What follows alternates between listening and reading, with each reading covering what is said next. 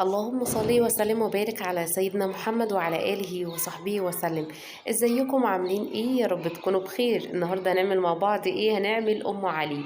مفيش حد ما بيحبش ام علي، يعني ام علي دي حاجة مشهورة ومعروفة في مصر، يعني اللي هي حاجة كده طعم خطير جدا. هنعمل ام علي بطريقة سهلة جدا. شايفين الشكل؟ شايفين الحليب فيها عامل ازاي؟ والوش بتاعها بقى خطير، يا على الطعم والريحة بجد. جربوها وعلى ضمانتي هتعجبكم جدا جدا. يلا ندخل في الوصفة بتاعتنا على طول. ده كان ملفيه. الملفيه ده بتجيبيه من عند اي حد بتاع كنافة جلاش، هتلاقي عنده الملفيه، او ممكن تلاقيه في السوبر ماركت، بس انا دايما او على طول بجيبه من عند بتاع الكنافة. الطبق ده كان ب15 جنيه، يعني مش غالي قوي. هتجيبي طبق ملفيه. بيبقى طبعا الملفيه ده فيه احجام، بيبقى فيه اكبر من كده، بيبقى فيه مربع، بيبقى فيه مستطيل. في بيتعمل ملفيه تورته، او ملفيه تعملي منه جاتو، بيبقى طعمه يعني فوق الروعه. هجربه معاكم ان شاء الله في مره تانية. انا عملته بس للاسف ما صورتهوش. فخلينا دلوقتي نعمل ام علي. جبت الملفيه، هنجيب الطاجن، هنكسر الملفيه بتاعنا او هنقطعه، مش هنخليه يعني فتافيت صغيره، لا يعني تبقى كبيره شويه.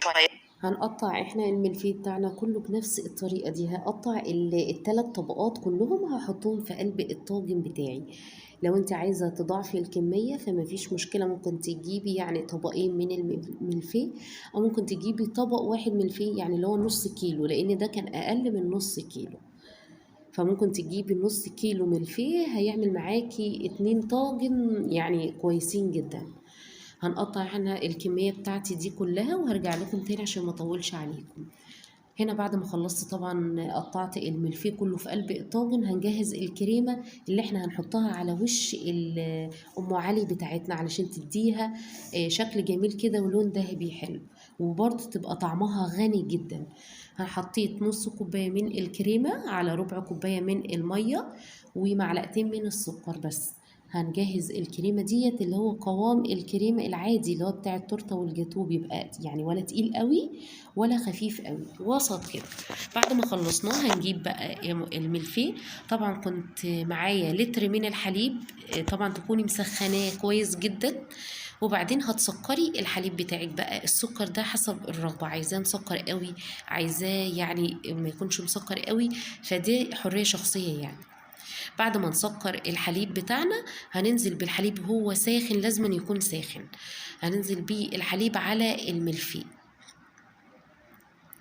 صلوا على سيدنا محمد عليه أفضل الصلاة والسلام. اللهم صل وسلم وبارك على سيدنا محمد.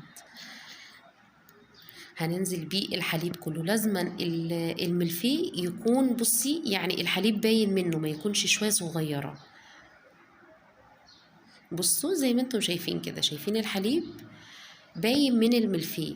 وبعدين هننزل بيه الكريمة اللي احنا جهزناها مع بعض. بديل الكريمة دي ممكن تجيبي علبة قشطة، القشطة اللي هي جاهزة بتتباع في السوبر ماركت. هتجيبي علبة قشطة وتفضيها على الوش بتاع أم علي، بس مش هنحط أكتر من كده.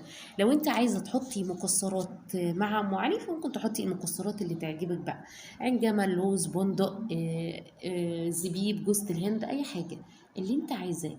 بس صراحة احنا بنحبها من غير اي مكسرات خالص، احنا بنحبها كده، لان جربتها بالمكسرات قبل كده، يعني عندي ولادي في المكسرات دي مش بيحبوها قوي يعني. فده حرية شخصية. هندخله الفرن. طبعا بسخن الفرن الأول، بشغل الفرن من تحت يا دوبك يسخن. بعد ما بيسخن بطفي الفرن من تحت وبشغل الشواية بس، يبقى الفرن ساخن، وبشغل الشواية تاخد لون ذهبي من فوق كده زي ما انتم شايفين، وبشيلها على طول. شايفين بقى الوش بتاع أم علي والحليب من جوه والكريمه، طعم وريحه يعني بسم الله ما شاء الله. اتمنى ان انتوا تجربوها بنفس الطريقه دي، هتعجبكم جدا جدا ان شاء الله. وطبعا ام علي بتتاكل وهي سخنه، ما نستناش لحد ما هي تبرد، لازم تاكليها وهي سخنه عشان تحس بطعمها كده وتبقى جميله جدا. يا رب لو عجبكم الفيديو ما تنسوش لايك وشير وسبسكرايب لمطبخ ابرار. اسيبكم في رعايه الله، والسلام عليكم ورحمه الله وبركاته.